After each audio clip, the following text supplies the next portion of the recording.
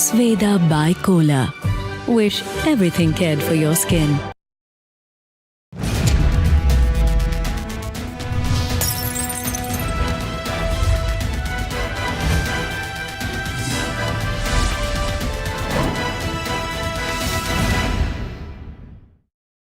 மீண்டும் இணைகிறோம் கேள்விக்களம்.